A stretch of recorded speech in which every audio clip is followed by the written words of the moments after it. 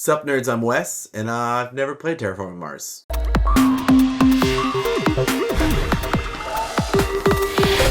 Okay, look, there's all these, big popular games that go great on Board Game Geek. They shoot up to the number one, the hotness list, right? And we haven't always played all of them. Like, for a while, I hadn't played Alhambra or not Carcassonne, Concordia. Oh, Caverna. I actually still haven't played Caverna, right? So Wes, for whatever reason, just never played Terraforming Mars or Scythe. I had kids instead. But I've played Terraforming Mars kind of a bunch. I haven't played it in a while. I haven't played it since Turmoil came out, which has to be at least like 9 years ago. So you will get two, if you've never played Terraforming Mars and if you've played Terraforming Mars. So, Neverboard Gaming brings value to the table. The Game Topper table. Our sponsor, link in the description box down below. Man, I'm killing it this video! Terraforming Mars Ares Expedition takes the game of Terraforming Mars and turns it into a streamlined, quicker card game.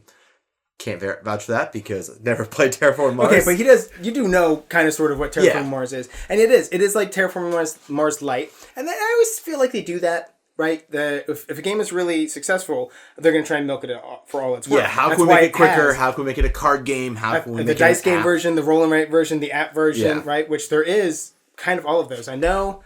So first of all, the base game has like 5 expansions. There's a digital version for it. This is the card game. They are currently working on a dice game and a legacy game, I believe. So, that Annabelle doll at the beginning of The Conjuring, did people like that? 3-movie deal there. Oh, that nun in The Conjuring 2 was good. Oh, movie there. I'm going to start by saying that I did really enjoy Ares Expedition. It's a fantastic little engine builder. You're ramping up your production to gather resources to then go and work on Terraforming Mars. So you've got 3 main objectives. You're trying to get the oxygen saturation high enough. You're trying to raise the temperature, and you're also trying to build out the sea. And so once those 3 things are complete, that's when the game ends. It is one that you feel like you do a lot at first, and then you're like, oh, well, I moved it 1 tick. Mm-hmm. But there definitely is, you get to that ramp. You get to a point where instead of spending 5 turns to get enough resources to move it 1 tick, after 5 turns, you're going to move it 6 ticks. So the biggest differences you'll notice is that it is just less, right? So there is Mars that you are terraforming, but I think in the base game there were 3 tracks plus the tiles were the endgame triggers. You can correct me if I'm wrong. Obviously, like I said, it has been a while since I've played it. But Tom, you have a phone in your pocket right now. Why don't you just Google it? You. But the tile placement aspect is pretty much gone. You're just flipping over tiles and gaining bonuses. You don't have any of those goals that were printed on, you had to fund them or whatever, be the first one to do this type of thing. And also, it adds a simultaneous action selection aspect. We have 5 different actions you can do. And you pick one. We all pick, and we flip and reveal. Everybody does the action, but if you're the one who selected it, your action is a little bit better. So you kind of want to make sure you're picking an action that other people aren't going to pick, so you get the utilization of their actions plus yours, which, correct me if I'm wrong, is in Race for the Galaxy / Roll for the Galaxy. It has been many years since I've played either of those games, so I think, but again, let me know if I'm wrong or if I'm right. They did do that aspect well because it does get into that fairly classic, ooh, we both really need someone to play the action card, but I don't really need the bonus and you don't really need the bonus. So I'm just going to wait until you play it and you're going to wait until I play it, and you get into kind of that standoff where... Which is why this is better with more players, obviously. Absolutely, definitely. And then you can't play the same action twice. It has to stay on the table while you're picking your next one. Yeah, so you can look at what they played and say, oh, well, they're obviously not going to play that, so I can play that. I might like this game a little bit less than Wes does. Now, I have sort of a chip on my shoulder with Terraforming Mars, much like I did for Wingspan, where I like the game. I may even say it's a great game, but I just think it's highly overrated. Again, did you hear what we talked about earlier? 5 expansions, a big box, a card game, a dice game, a digital one, a legacy game. I'm like, it's good, but it's not that good. It's not Ace Ventura good. So I like Terraforming Mars, and I do still like this one, but I think all of the issues I have with Terraforming Mars are still here. It just lightened it up and made it easier, not necessarily quicker. So the issues you can still have with this one is that it's very based on the cards. You could just get a lot of Yeah. bad draws. They still have the prerequisites on them, so you could get a whole hand and look at it and be like, the temperature has to be, nope, that's not going to happen before I have 5 tiles have to be flipped. It's the beginning of the game. Yeah. Okay, well, this card costs 35 money, and I have 16, which I thought 16 was a lot. Sure, I can burn cards to get money, but then I'm dumping this whole huge hand I have for just to play one card. Just it can feel very grindy at the beginning. No, you are going to get... It's definitely grindy. Yeah, but you are going to get to a point where all of these are high and you're getting a lot of money every time you hit production, and you could hit production almost every round, especially if you're playing with multiple players, right? And things cycle around. All of those things that I didn't like about Terraforming Mars are still here. So I almost feel like it's just a lateral move. You know what I mean? Yeah, I mean, I do think it's going to be a more accessible game.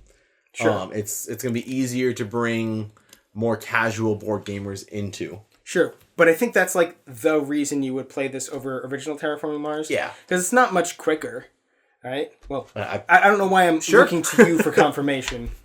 And as long as we're going over negatives, there is a pretty high spill factor.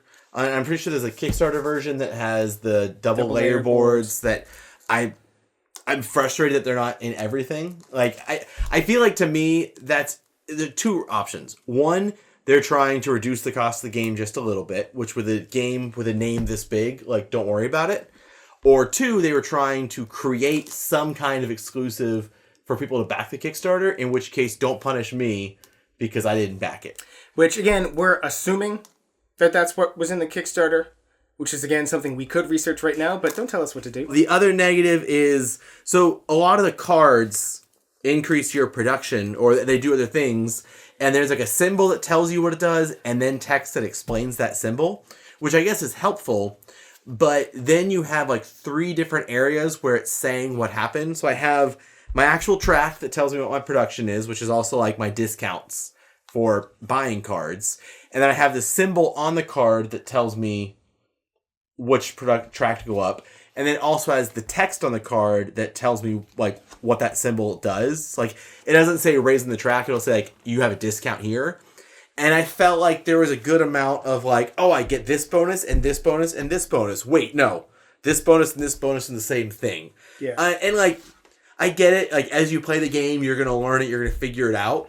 But I found myself doing that multiple times, and it just felt a little bit clunky in that area. Well, like, blue cards are actions, right? And the green cards are going to be the production. So you're going to, like, you know it, but it's mostly a hurdle when you're learning the game or teaching the game to new players. You know what I mean? So, yeah, well, because there can be, like, there's multiple places to look, like, okay, well, my corporation bonus is over here, Sure. and then this action may have a reoccurring effect on it, and then I also have, like, so, like, I'm looking around for, did I miss anything? yeah, And so I you just might see then it. look at a green card Yeah. and be like, oh, increase my... Wait, what? Yeah. But all negatives aside, I did really enjoy the game, and I'm definitely, it is one that I'm going to keep around. And honestly, this may be what pushes me to actually take the time to play Terraforming Mars, because... Yeah. Do you guys want us to review Terraforming Mars? Let us know in the comments if you want us to review Terraforming Mars, because we could get that big box. And if we got the big box, would we review the big box, or would we review every single expansion individually as its own video, which would take, I don't know, 8 months based on the way our timeline normally works? I'm actually really glad that you like it a lot, because then you can keep it. Because I don't really feel the need to keep it in my collection. Now, also, I don't own Terraforming Mars, but my buddies have it. I'm going to play it all the time with it. I feel like I would own Terraforming Mars, just don't feel the need to. But if you own Terraforming Mars, I really don't think you need this. I don't know. Like, it, again, for me, it's such a lateral move that, like, it feels a lot like Terraforming Mars.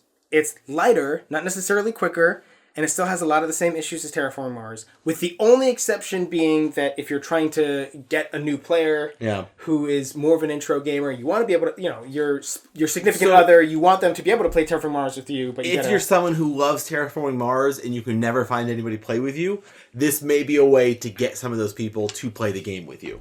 Yeah. I mean, I guess it's a double-edged sword in that if it's too much like Terraforming Mars, you get people like me saying, like, why do I need it? And if it's too different from Terraforming Mars, you're saying, why is this called Terraforming Mars? You just took the name, you know? And rethemed, like... Yeah, this has nothing to do with Terraforming Mars, duh.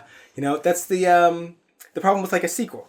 Yeah. A movie. Blair Witch 2 has nothing to do with the first Blair Witch movie. It's like a meta-commentary on the Blair Witch movie, that the hype that came out, which actually is true. What are you talking about? The Blair Witch 2 movie is actually a movie about the people who made the first Blair Witch movie. It's really interesting. You should check it out. So if you are looking to pick up a copy of this game, we're going to have a purchase link down in the description box down below where you can get it. And if you do that, it gives us like 3 pennies. Also down there is going to be a link for Game Toppers, but I feel like I said that earlier in the video, but we film a lot of these back to back, so I don't remember. Also, subscribe to our channel so you'll never be bored.